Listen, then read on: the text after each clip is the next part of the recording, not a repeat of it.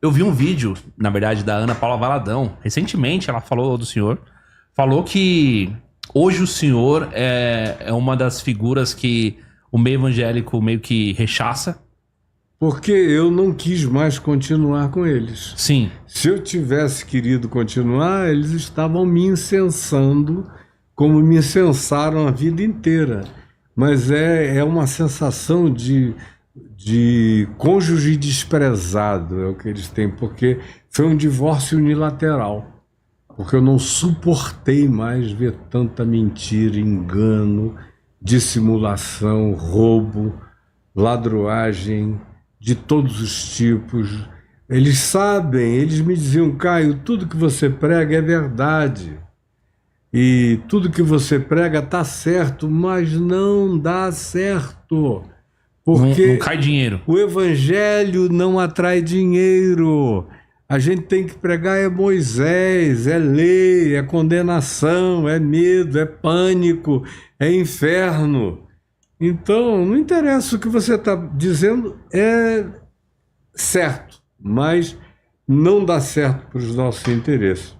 Depois de uma hora eu digo: eu que era presidente daquilo tudo, continuo aqui, vou me tornar cúmplice dessa maldade, ou eu saio disso e vou viver com a minha consciência em paz até o fim da minha vida. E olha, já faz muito tempo, porque eu tomei essa decisão em 1998. Não foi outro dia.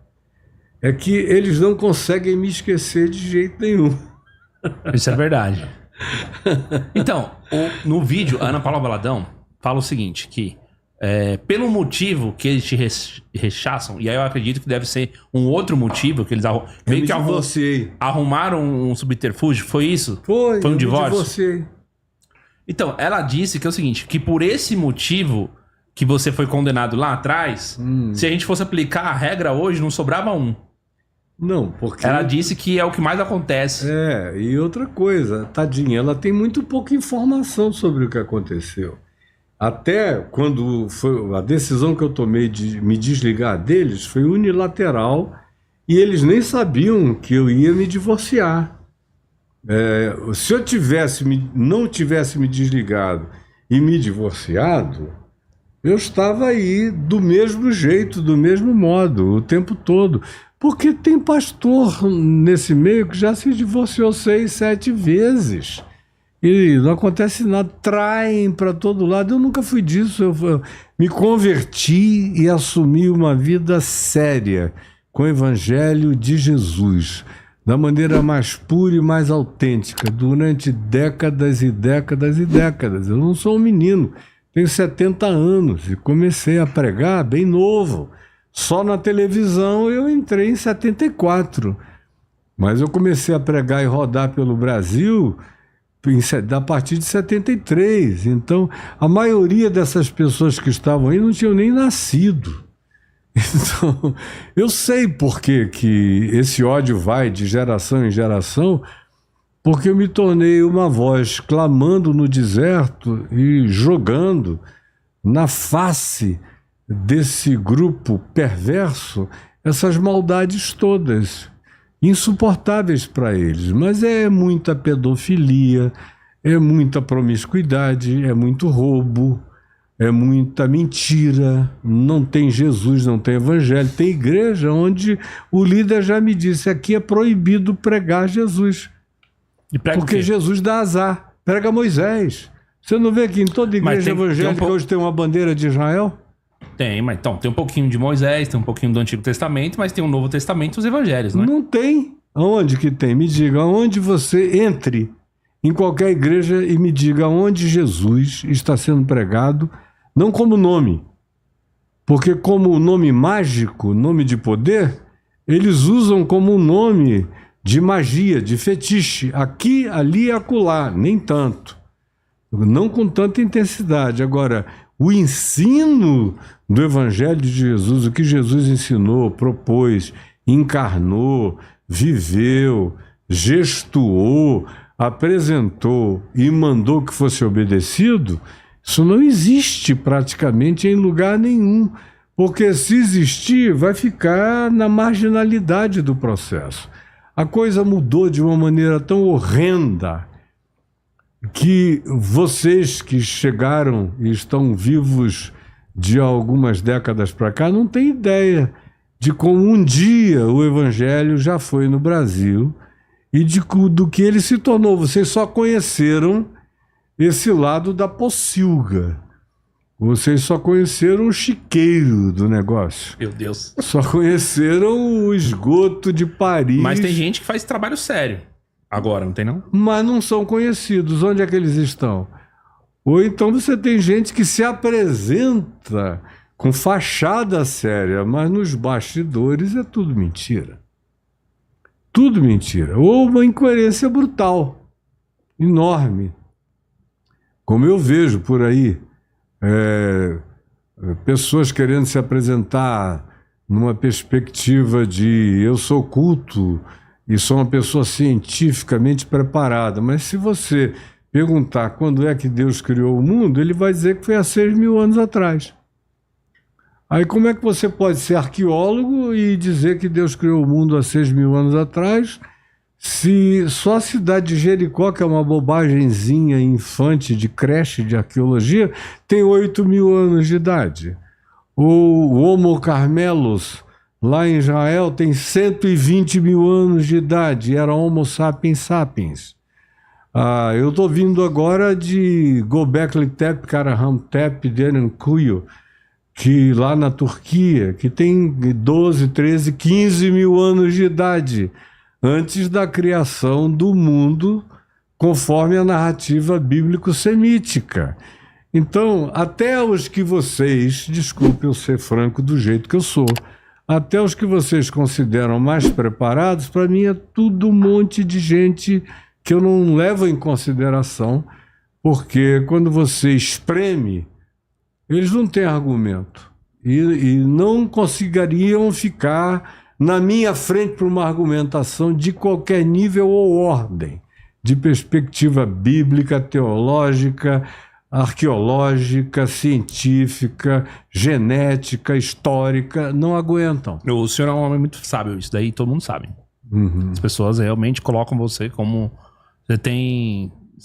Na sua trajetória provou isso, né? Uhum. Você, na época que você começou a ter esse pensamento, o que você via que te incomodava?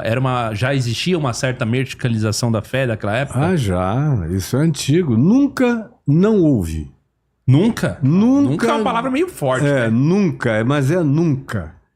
Você tem o Evangelho de Jesus e, num certo sentido, sem absolutizações tão intensas, mas Nietzsche, num certo sentido, tinha razão quando ele disse que o único cristão que existiu foi Jesus. O Evangelho morreu na cruz, né? Morreu na cruz, É o que ele diz. Então, mas ressuscitou de entre os mortos em Cristo. Aí você tem apóstolos sinceros que deram a vida pelo Evangelho. Veio uma segunda geração, já com algumas pequenas complicações, no segundo século. No terceiro século, continua a haver pureza de pregação do Evangelho, mas já com alguns grupos tentando fazer conciliações com as várias manifestações das filosofias gnósticas, algumas que admitiam promiscuidade de vários tipos, outras que diziam que só haveria salvação se você aprendesse algumas doutrinas gnósticas sem as quais ninguém seria salvo, até que veio a erupção do vulcão constantiniano no IV século, e aí surgiu o cristianismo. Jesus não fundou o cristianismo. Jesus não fundou nada. E a igreja que Jesus fundou é um termo utilizado do mundo grego, eclésia, que era usado para qualquer convocação humana. Era um termo que definia apenas ajuntamento, congregação. Então, quando Jesus fala de igreja, parece que é um termo que um anjo trouxe do céu, santificou, batizou, separou. Não, o mundo grego usava há séculos a expressão eclésia para definir qualquer convocação que o procurador, o procônsul, o governador, uma ordem imperial que fosse dada e fosse cumprida, e se convocava o povo para a praça, para a ágora, para uma reunião onde os ditames e os protocolos, as legislações novas fossem ali colocadas, postas e imputadas, era uma eclésia. Agora, isso foi transformado numa expressão mágica. Então parece que Jesus fundou casinhas, pequenas casinhas, sem as quais Deus não habita. E quando o Evangelho inteiro, desde o Velho Testamento, você ouve os profetas, que não houve um que tenha morrido de velho. Os israelitas mataram todos esses profetas que a gente vê na Bíblia. Eles não morreram com a cabeça branca, nem nada disso. Morreram apedrejados, presos, ou como Isaías, cerrado pelo meio, pelo rei Manassés. Todos eles tiveram fins trágicos já no Velho Testamento.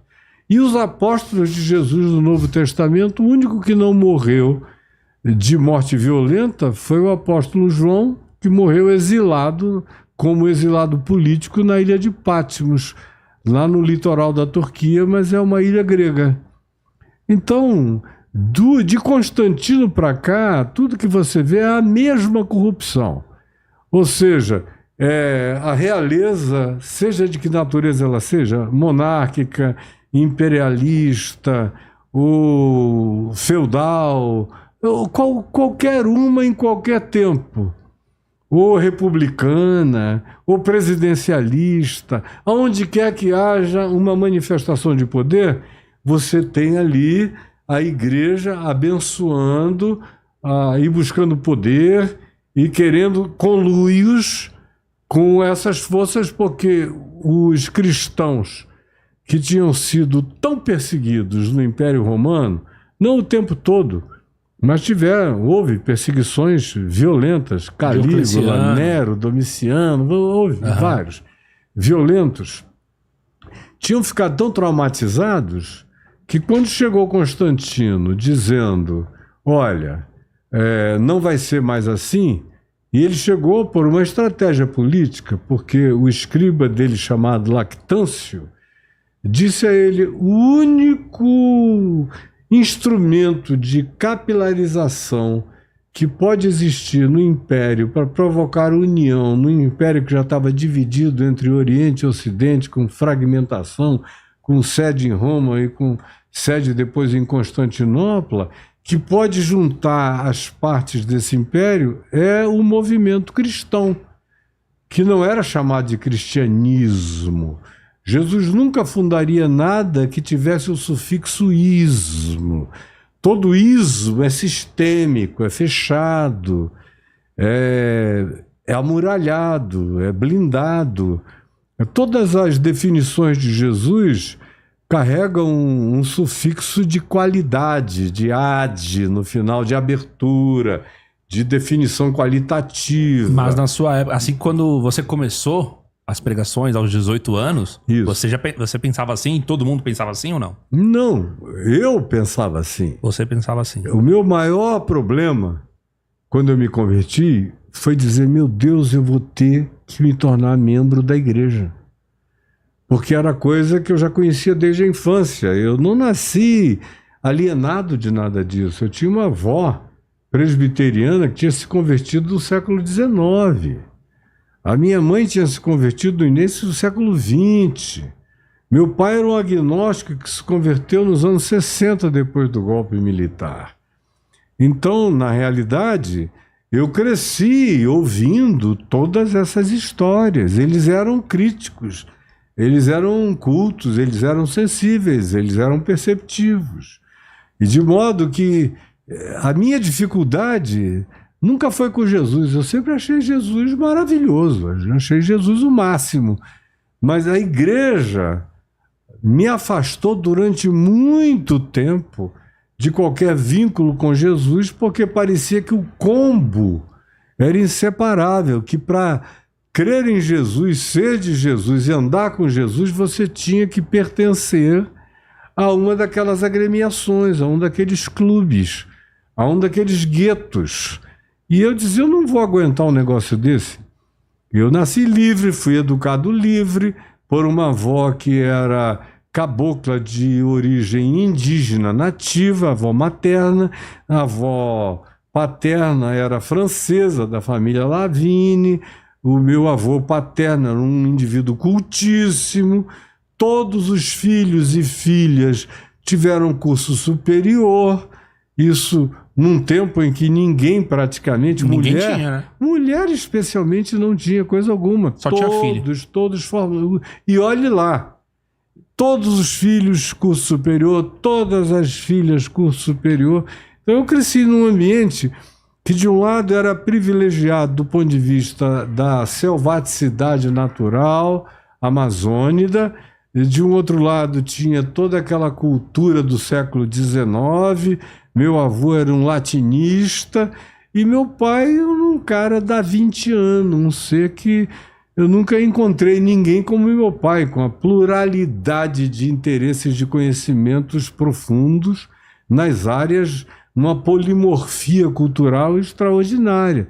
Então, quando eu me converti, a dificuldade foi dizer, pai, eu só tenho dois problemas. Um são as mulheres, que são umas delícias, maravilhosas, desde pequeno que eu me acostumei, tenho uma facilidade imensa no trato com o sexo feminino, mas isso aí eu venço. O meu problema é que na igreja eu vou ter que viver. E eu acho isso tudo horroroso, além de haver uma burrice, um anticientificismo total, dogmatismos horrorosos.